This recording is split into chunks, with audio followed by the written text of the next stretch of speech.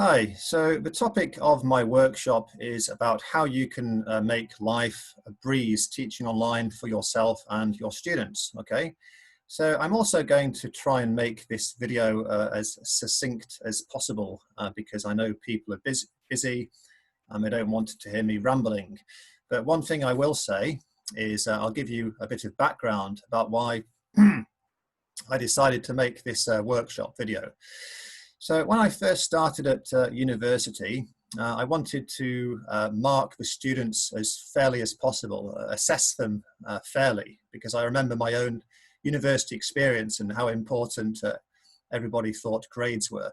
So my first few weeks, I gave all of my students at the two different universities I work at essays. So it was around 200 essays, I think, I assigned. And what soon became apparent is that obviously if you assign around 200 essays, sooner or later you're going to have to also mark around 200 essays.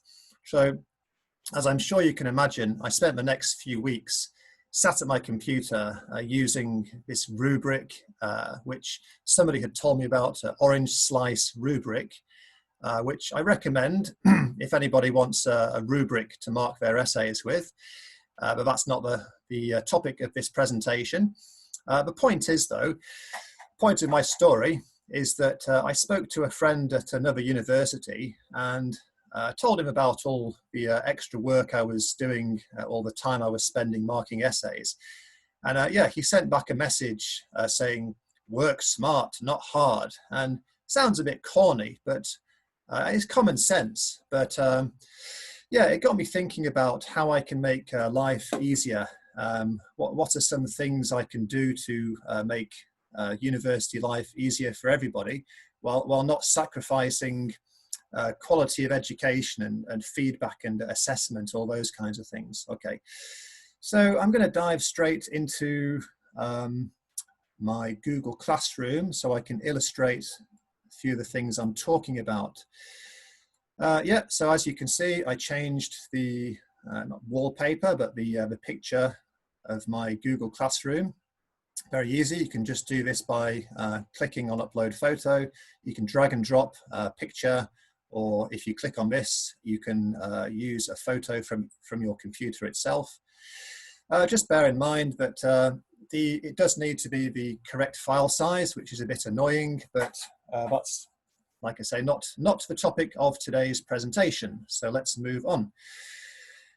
Right, a bit more background, just quickly. I was going for a walk one day and I was thinking, what would make university life really easy? And I was thinking about automation, and I thought, wouldn't it be great if we could automate some elements of teaching, obviously while not sacrificing quality, etc., as I mentioned before. We don't want to do that, but if we can free up some of our time, we can work on other things. We can produce other content for the students. We can use that time to work on making assignments, etc. So I'm going to just show you the kind of thing I'm talking about. So let's excuse me. I'm going to show you one of the classes I've been doing. So this particular class here. This particular class uses the book The Japanese Mind as its textbook. Okay, and it's a book I read 18 years ago, and seems a little old-fashioned these days, some of the ideas in there, but it's okay. It's generally not a bad book. So you can see some of the things I've been doing. Common mistakes 1, and there's also 2. There's also a Kahoot for those, which I made a couple of years ago, but I won't go into those in too much detail. You can ask if you have questions about those later. So I've been putting some of my own ideas in, talking about past memories. Where are we? Talking about past memories, there was another idea I had, but this is directly from the book. So Gambari is one of the chapters in the book. Hang in there, give it your best, grin and bear it, which is kind of a rough translation, I guess, of Gambari you know, come on, give it your best, etc. However you want to translate it, depending on the situation. Okay, so if I click on here, this is going to take me to Flipgrid. And I'm not going to go into detail about how to use Flipgrid because there are plenty of YouTube videos about that, and somebody else might give you a tutorial. So I put a Giphy on here just to make the whole thing a bit fun. And here are the students' videos. And if I scroll right down here, this is my video. Okay, I won't. Hi everybody. All right, so that's me saying hello, and you can see I use an app to make things more interesting. So there's a video where I change myself into a female version of myself. There's one where I look like a cowboy. There's one, I don't know, where I look like a dog, etc. It just makes things more fun for the students, really. I think teaching shouldn't be dry, boring, and dusty like an old grammar textbook. Why shouldn't things be fun? You know, I think if students are having a good time, they're going to be more motivated to study. So, students watch my video, and it's my Gambari experience, and then they make their own video between 1 minute and 1.5 minutes. So I've been doing that since the start of the semester, and I think things have been going fairly successfully. It hasn't been the only thing I've been doing in class, but what I generally do is give the students the topic at least a week before, so it gives them a week to do their video. So then by the time a class rolls around, most of the students' videos are there online. Okay, so we can watch the videos in class, I can chat with the students, we can have a good time in class. So I'm going to show you something else I've just been doing recently. Excuse me. So this is a test for mask problems. So I'm going to show you what this is all about. Let's go back to my Friday morning class, go into classwork, go up to the top here, mini test, open Flipgrid. Okay, log in, choose the right account. Okay, here we go, mask story. So what is mask story? Mask story, in a nutshell, is basically something that happened to me on Saturday. I was going to a class I had at night, mask fell out of my pocket. I went to a convenience store, tried to buy some masks, bought a packet of mask filters, wasted 400 yen. Went to the shopping center next door, bought another packet of masks. I put one on and it was small size, so I wasted another 400, 500 yen. And finally bought some masks which were the right size after feeling like I was walking around the shopping center naked because I didn't have a mask on my face. So I felt, oh, I'm spreading coronavirus to everybody. So I was covering my face, my mouth with my hand, etc. Excuse me, coughing because I'm talking so much, which I try not to do too much of in class, but this is a workshop, so it's a little different. So the idea is students watch this video. Hi, so I'm going to tell you a story about mask problems. All right, so I tell the students a quick story, which I've just summarized, and then basically the students go here. And the reason I made this, two reasons. One, I want the students to hear, well, maybe more than two reasons. I want the students to hear natural English. I want the students to hear English from their teacher, so the students feel like the teacher cares about them rather than just showing them a boring video, a YouTube video of some other native speaker waffling on about some topic. So I think if I make it myself, also I can adjust the speed to what I think matches the average student's level, and it's personalized as well. And it reduces something called transactional distance, which is the psychological distance between teacher and students, students and the online learning system you're using, and students and the resources such as the textbook. I think those are the four main things. There are various incantations of it, variations of it. But basically, reducing transactional distance means that you're making a kind of connection with the students. You're making yourself connected. You're making the students connected together.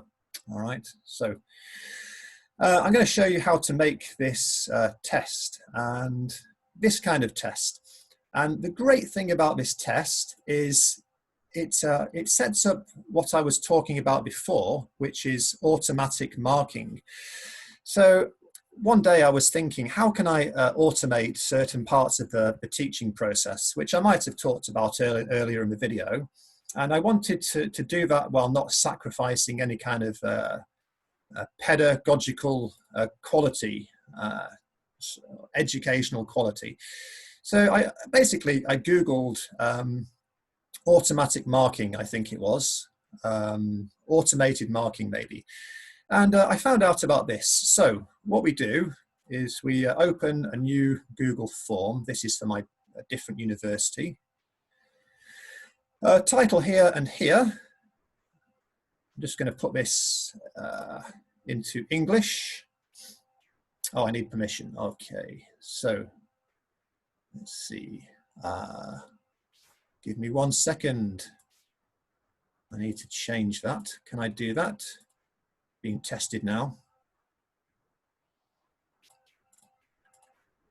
All right, I need permission. So, okay, I can show you here actually.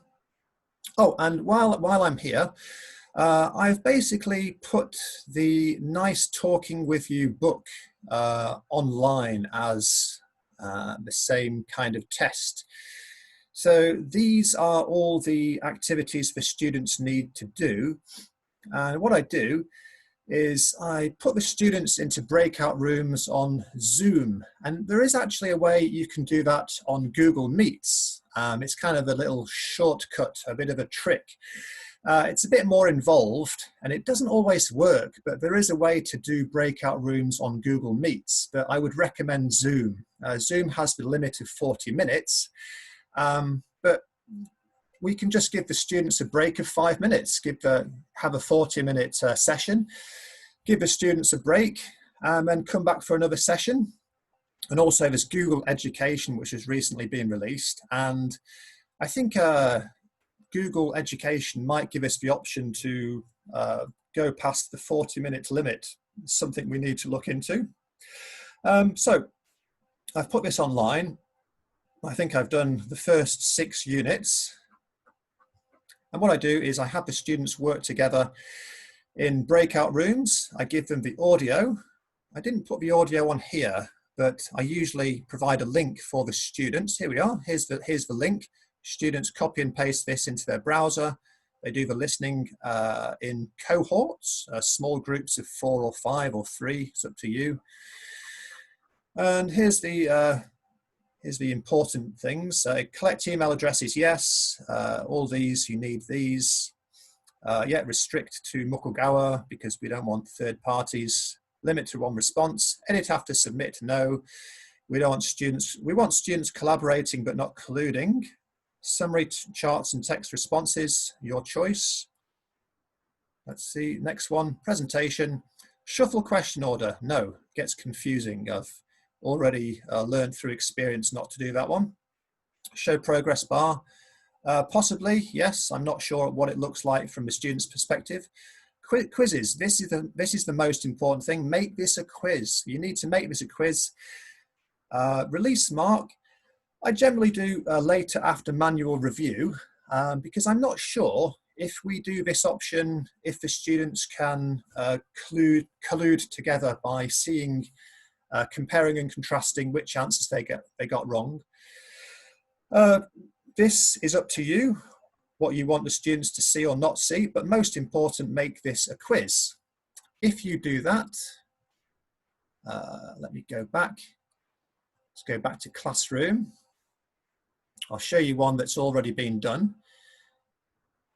So none have been handed in. because all the students have done this. Student here got 10 out of 12, 9 out of 12. So that shows that it's not too difficult, not too easy. If every student got 12, it would be too easy. If every student got 2 out of 12, it would be too difficult, obviously. You need to click on import grades when you have sufficient. You can do this as and when you like. You can do it, check it as often as you like, or wait until all submissions are in. Import grades. Oh, you need to click here before doing this, or all students, import grades, and it will ask you to confirm about twice. And once you have done that, you will have all your grades in here. And this automatically goes to marks. So this is like a dream, really, if you compare teaching in the past to what we can do these days. And you can see the average score here. This was higher. I don't know why it's gone down recently, but it was over 80%. So that's very strange. For some reason, my class average has gone down. I think it might be because I set an assignment and it's not been handed in yet. Okay, so, all right, I'm gonna stop the video there because I've been talking quite a lot. That's basically how to do automatic marking, or automated marking if you prefer. So I'm going to stop the video there and open up for questions. Okay, thank you.